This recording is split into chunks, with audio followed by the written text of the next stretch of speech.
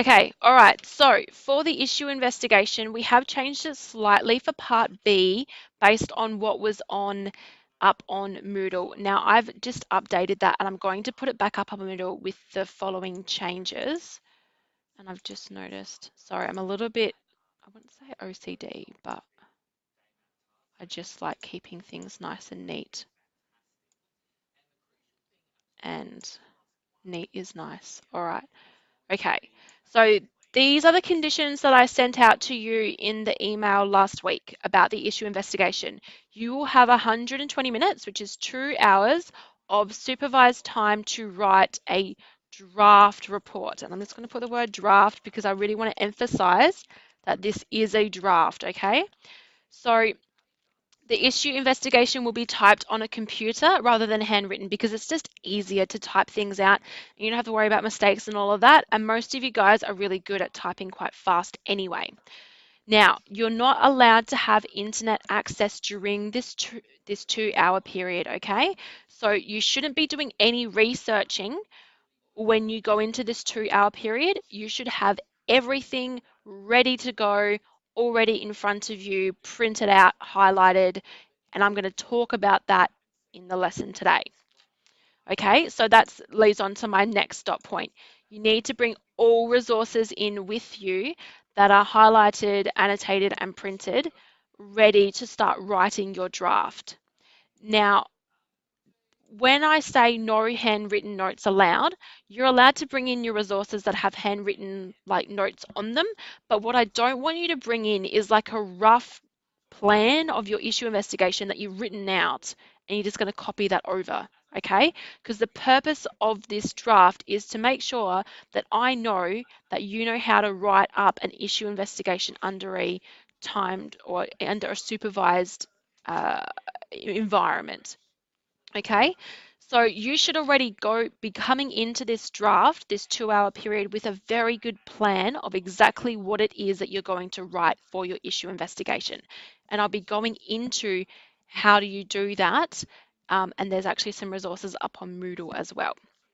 So that again leads into my next dot point about having a detailed plan. So I will be discussing this, and I'm just going to remove this dot point because I don't need that one anymore. Okay, but you're already familiar with the introduction, nutritional background, nutritional issue, and conclusion. Now, the other resource that I want to talk about is this one here. So this is how you are going to assemble your issue investigation plan. All right. So firstly, you've got to decide what points you are going to talk about for your issue. So you should have, for a balanced issue investigation, 2 points for a yes to the answer to your question and 2 points against that say no, there's something else that we need to take into consideration. Can you give me a tick if that makes sense? Okay, fantastic. So now it's up to collating all of your sources. Now I'm going to remove that because you don't need to do that because that's fine. Okay, so what I mean by collating your sources is if you were to go onto, and I'm just going to have to bring up a research paper so I can actually demonstrate what it is that I want you to do. All right. So say, for example, your issue is on heart disease. And I'm just going to download this and open it up as well. My computer's running a little bit slow today. Okay, so this is your PDF, right? We're going to assume that you're going to print all of these out now because highlighting is easier if you print it out via if you print everything out and then highlight it by hand. So say you've got something, this is one of your sources, right? And there's some information in here about the risk factor for cardiovascular disease. And you're going to highlight this section here because that relates to one of your points of view. And then you've also got this other piece of information here that also relates to that same point of view, and you want to remind yourself that that's where it came from. Now, what you would actually do is you would maybe write a comment here that says, this relates to my first argument for my issue. Okay, and then you would just have that. Now you're going to print this out, obviously, so it might just be a handwritten comment that you put up here. Okay, and you might then label this part as 1. Okay, so what that's going to do is if we go back into our plan here, we have, this is the issue investigation plan that you're going to bring into your draft. It's going to have your introduction. It's going to have your issue. So in this case, this issue is sugar versus artificial sweetener, which is better for your health. You're then going to have an introduction as to why this is a relevant issue and then who is affected, okay? And you should already know what you want to write there, okay? Then it's now going back into the background, the points for and the points against, okay? So the background, you might have in here some background information, which is the the nutrition behind artificial sweeteners. So you've got a sentence that says, okay, in this case, okay, so Leonie can't hear me. That's all right. We'll just give a recording of this. Okay, so in the background, this person has said that simple carbs are energy dense, and that's one of the reasons why sugar, or the idea of having artificial sweeteners, is because sugar is energy dense. And then another piece of background information is about glycogen that's stored in the liver that they think is appropriate for this question. And then it's the common use of table sugar. Now you'll notice that there are two lots of, I guess, codes next to these points of view. A refers to a quote that they might want to use for this background information. Now that quote they would have on a separate piece of paper that has the quote there so that they can write it out. Now you would number that quote or label that quote with a letter so that you can find it very easily when you start going through your plan, when you start writing out your issue investigation in that draft time, in that 2-hour time. And the same for glycogen. This person also has a quote that they want to use for the glycogen that's stored in the liver, and that quote has a label G. So then all they have to do is go to that extra page that has the quote written out that's labeled as G, and then all they have to do is then type out that quote.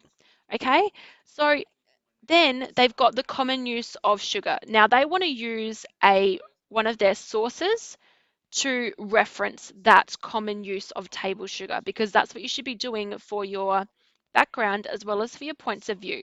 Now, this 6 refers to their resource number 6, okay? So say this is my PDF, which is my 6th PDF, which is number 6 in terms of my plan. On page 1, there is the information that I need for this background information, which is my 2 little highlighted points here. Okay, and then I could be like, all right, that's what I need to write, and I'm going to write it in my own words, and then I'm going to make sure that I reference it correctly. Okay, so the point of this plan is so that when you go into that draft, you know exactly what it is that you need to write, and it's just a matter of writing it out. Okay, so it's really about being organized. Now, can you give me a tick if you're following what I'm doing here in terms of planning and organizing the structure of your issue investigation?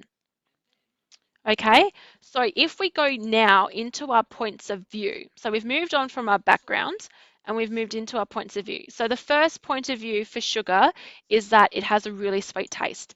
Now they've got resource number 5 that has got information in that resource that they want to use to back up that point of view, which is what you should be doing.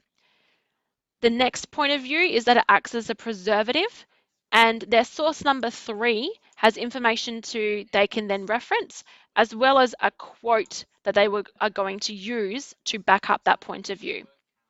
Okay, then they've also got another point of view, which is their energy supply, and they've got a reference, which is reference number 4, that has information in that they want to use as well. And then they've got their final argument for point 1 is that it increases palatability, which is totally correct. And they've got a quote, which is quote B, that they're going to use. Now you need to use minimum of 2 quotes in your issue investigation, and you need to reference those quotes correctly. So the way that you reference is using in-text referencing, using the Harvard system of referencing. So the way you write an in-text reference is brackets, last name of the author, comma, the date it was last updated or when it was published, and that's it, and then close your bracket, okay? Now you're already going to have a bibliography that you have generated that you're going to then submit. So you don't have to worry about writing out your bibliography in that 2-hour period. You can, that is the only digital thing that you bring in on a USB because you will not have access to the internet, okay? So do you all know how to use the online reference generator on the library page? No. Okay, let's go through that now. So if we go to the library page,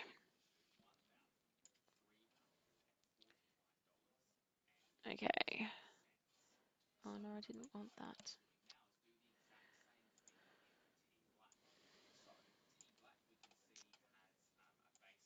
Okay. All right, so we go to Open Access College and we go to Students and we click Library. Then we click on down here to Online Reference Generator.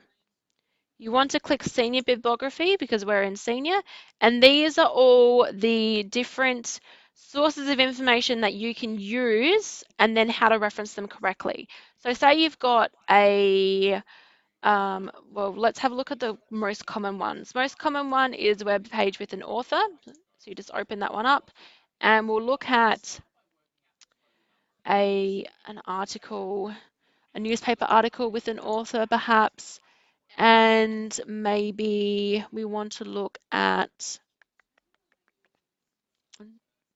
try to find an article, and I'm struggling to find like a journal. Okay, journal article, magazine or journal article with either one author or multiple.